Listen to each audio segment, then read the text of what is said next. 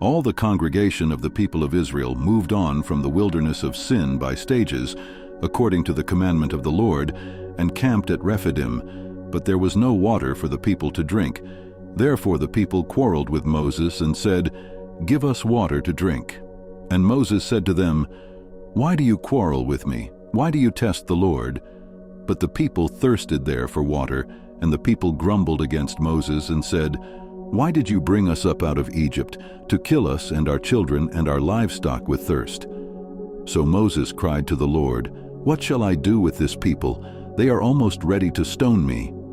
And the Lord said to Moses, "Pass on before the people, taking with you some of the elders of Israel, and take in your hand the staff with which you struck the Nile, and go. Behold, I will stand before you there on the rock at Horeb, and you shall strike the rock, and water shall come out of it, and the people will drink." And Moses did so in the sight of the elders of Israel. And he called the name of the place Massah and Meribah, because of the quarreling of the people of Israel, and because they tested the Lord by saying, "Is the Lord among us or not?" Then Amalek came and fought with Israel at Rephidim. So Moses said to Joshua, "Choose for us men, and go out and fight with Amalek. Tomorrow I will stand on the top of the hill with the staff of God in my hand." So Joshua did as Moses told him, and fought with Amalek, while Moses, Aaron, and Hur went up to the top of the hill. Whenever Moses held up his hand, Israel prevailed, and whenever he lowered his hand, Amalek prevailed.